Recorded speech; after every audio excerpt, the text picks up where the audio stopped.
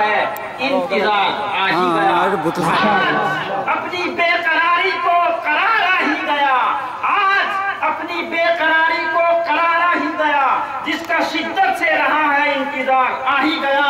और मौलाना हकीमुद्दीन की आमद से जफर, और मौलाना हकीमुद्दीन की आमद से जफर इस इलाके में तो अब रंगे बहार आ ही गया। एक बार जोरदार नारा लगाइए, जोर से। ये इस तरह नहीं, इतना जोर से आवाज लगाइए कि पूरा ऐसा लगे कि पूरा मजमा बिल्कुल जागा हुआ बेदार है और हम अपने मौजूद मेहमान का इस्तेमाल कर रहे हैं, ऐसा लगे। नारे तकबीर! नहीं हुआ, ऐसा नहीं हुआ। नारे तकबीर! नारे तकबीर! जमीयत जिंदाबाद!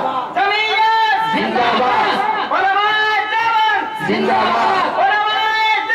जिंदाबाद! मौलाना हकीमुद्दीन कासमी जिंदाबाद! मौलाना हकीमुद्दीन कासमी जिंदाबाद!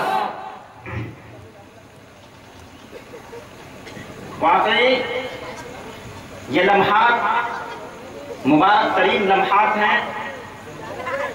ये घड़ियां इंतहाई फरहत और इंबिसात की घड़ियां हैं। खुशी और मसरत के जिन एहसासात और जज्बात से हम लग रहे